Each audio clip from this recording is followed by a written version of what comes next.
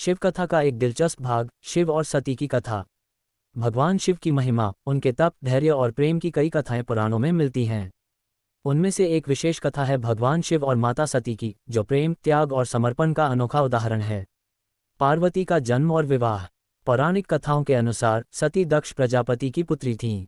दक्ष प्रजापति को अपनी पुत्री सती से अत्यधिक प्रेम था, लेकिन वे भगवान शिव को पसंद नहीं करते थे क्योंकि वे भोलेनाथ थे, वैरागी थे और उनका रहन सहन साधारण था। फिर भी सती ने शिव को पति के रूप में पाने के लिए कठोर तप किया। उनकी भक्ति और तप से प्रसन्न होकर भगवान शिव ने उन्हें अपनी अर्धांगिनी के रूप में स्वीकार किया। दोनों का विवाह संपन्न हुआ और वे कैलाश पर्वत पर निवास करने लगे।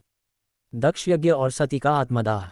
समय बीतता गया और एक दिन दक्ष प्रजापति ने विशाल यज्ञ का आयोजन किया, जिसमें सभी देवताओं और ऋषियों को आमंत्रित किया गया, लेकिन भगवान शिव को निमंत्रण नहीं भेजा। ये बात सती को बहुत अखरी, क्योंकि वे अपने पिता के यज्ञ में शामिल होना चाहती थीं। भगवान शिव ने सती को यज्ञ में जाने से मना किया, लेकिन सती ने अपनी जिद से शिव को राजी कर लिया और अपने पिता के यज्ञ में जाने के लिए तैयार हो गईं। सती जब यज्ञ स्थल पर पहुंची तो वहां का माहौल उनके लिए अपमानजनक था। दक्ष ने सती और उनके पति शिव का अपमान किया, जिससे सती को अत्यधिक दुख हुआ। सती अपने पिता के इस व्यवहार से बहुत आहत हुईं और अपमान सहन नहीं कर पाईं।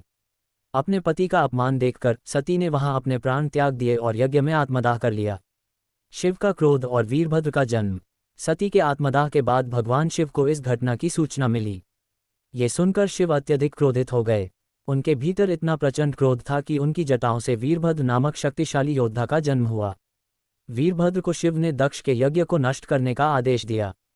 वीरभद्र ने दक्ष के यज्ञ को तहस नहस कर दिया और दक्ष का सिर काट दिया। यज्ञ पूरी तरह से ध्वस्त हो गया और वहां उपस्थित सभी देवता और ऋषि भयभीत हो गए। शिव के क्रोध से समस्त संसार कांप उठा। देवताओं ने शिव को शांत करने के लिए ब्रह्मा जी और विष्णु जी से प्रार्थना की। सभी ने भगवान शिव से दक्ष को क्षमा करने की विनती की। शिव का क्रोध धीरे धीरे शांत हुआ और उन्होंने दक्ष को नया जीवन दिया। हालांकि दक्ष का सिर जो वीरभद्र ने काटा था, उसकी जगह उन्हें बकरे का सिर लगाया गया। दक्ष ने अपनी गलती को समझा और भगवान शिव से क्षमा याचना की। सती का पुनर्जन्म और शिव का मिलन। सती ने अपने अगले जन्म में हिमालय राज की पुत्री पार्वती के रूप में जन्म लिया।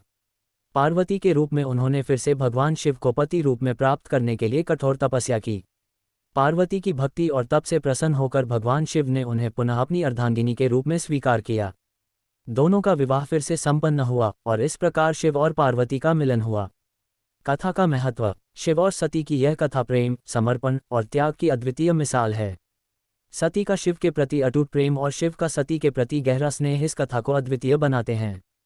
भगवान शिव की तपस्या, धैर्य और क्रोध का संतुलन, साथ ही सती का अपने पति के सम्मान के लिए प्राण त्याग करना, इस कथा को विशेष रूप से प्रेरणादायक बनाता है।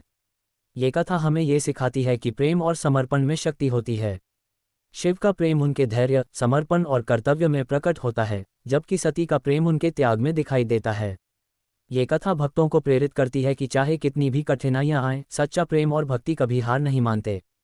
निष्कर्ष। शिव और सती की कथा भारतीय पौराणिक साहित्य में एक अमूल्य धरोहर है, जो न केवल प्रेम और त्याग की महत्ता को दर्शाती है, बल्कि यह भी सिखाती है कि सही समय पर क्रोध का नियंत्रित होना कितना महत्वपूर्ण है।